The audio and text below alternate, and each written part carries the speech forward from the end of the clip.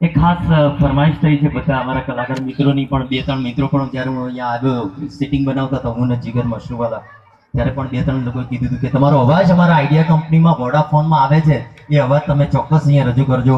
Film star Amrish Puri જે અવાજથી મારી ઓળખાણ થઈ દુનિયામાં અને મેં વિચાર કર્યો કે અમરીશ પુરી જિંદગીમાં ગીત નથી ગાયું.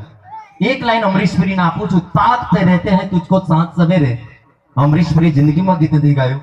જો અમરીશ પુરી એક લાઈન બોલે તો અમરીશ પુરીનો અવાજ તમને બધાને ખબર છે કેવો છે ફિલ્મોની અંદરથી. અને હું લાઈવ અહીંયા રજૂ કરી રહ્યો છું અમરીશ પુરી. જે લોકો મને સાંભળી રહ્યા છે એ લોકો ચોક્કસ તાલી પાડશે. Film star Amrish Puri. अरे भाई, नया नया गाना है, नए नए लोग.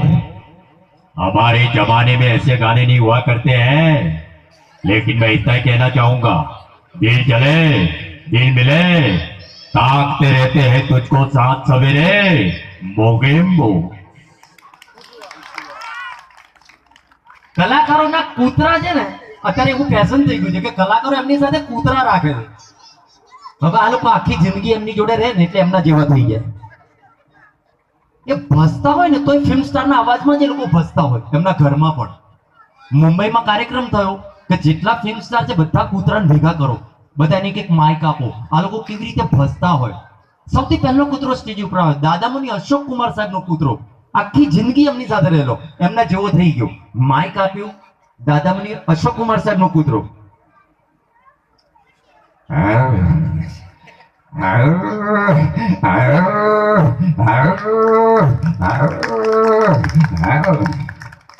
એટલે બહાર લઈ જાઓ તો કે કેમ કે દમ વાળો કૂતરો છે.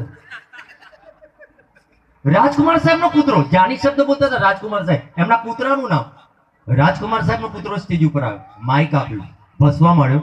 ફિલ્મ સ્ટાર રાજકુમાર સાહેબ નો કૂતરો.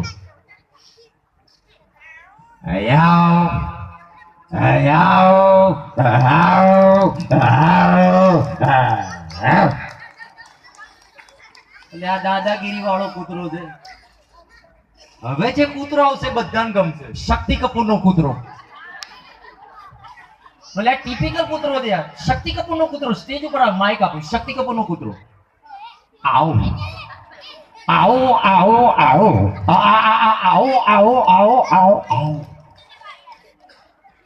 બે કૂતરા જબરદસ્ત તૈયાર હતા. શત્રુઘ્ન સિંહા સાહેબ નો કૂતરો આ સાઈડ થી આવ્યો, આ સાઈડ થી દિલીપ કુમાર નો કૂતરો આવ્યો. એકબીજાને જોઈને ભસવા માંડ્યા.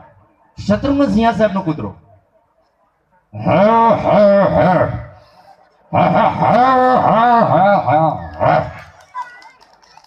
સામેથી દિલીપ કુમાર નો કૂતરો.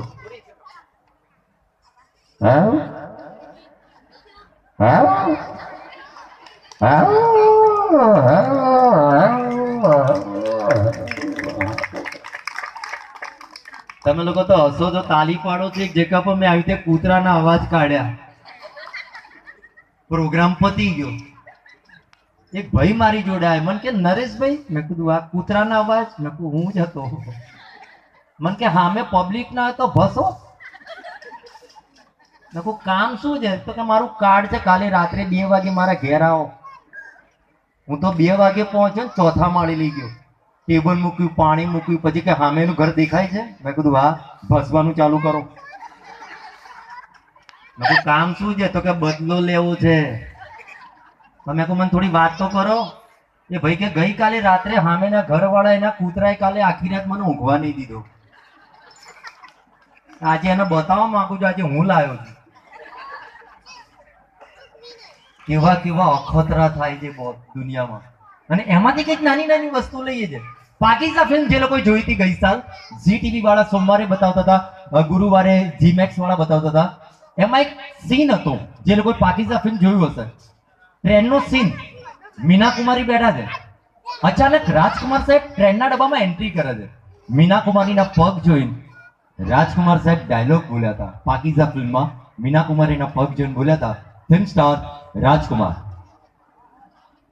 इत्तफाकन आपके कंपार्टमेंट में चला आया, आपके पांव देखे बहुत हसीन है, इसे जमीन पर मत रखिएगा वरना मैले हो जाएंगे। एक पति पत्नी ने मुंबई जवानुं थयुं, ટ્રેનના ડબ્બામાં બેઠા, પેલી પત્નીનો ડાયલોગ યાદ આવ્યો કે રાજકુમાર સાહેબ પગના વખાણ કર્યા હતા. તે પેલી પત્નીએ શું કર્યું, બારીની આગળ પગ મૂક્યા ટ્રેનના ડબ્બામાં. અમદાવાદથી ટ્રેન ઉપડી, મુંબઈ સેન્ટ્રલ આવ્યું, પગની નીચે કોઈ ચિઠ્ઠી મૂકતું ગયું. પેલા પતિની નજર પડી, પતિએ ચિઠ્ઠી કાઢીને વાંચી, અંદર લખ્યું હતું, પગમાં વાઢિયા બહુ છે, ઘેર જઈને મલમ લગાવજો. ફિલ્મોમાં મજા આવે છે, બાકી આમ જિંદગીમાં નથી. Thank you very much. મને સાંભળ્યો, હસતા રહેજો, આનંદ કરતા રહેજો. થોડીક વારમાં આપણે ગરબાની શરૂઆત કરીશું. Thank you. અને ફરીથી આપણે જુનિયર અમિતાભ બચ્ચનને બોલાવવા છે સ્ટેજ પર, તો એમના માટે જોરદાર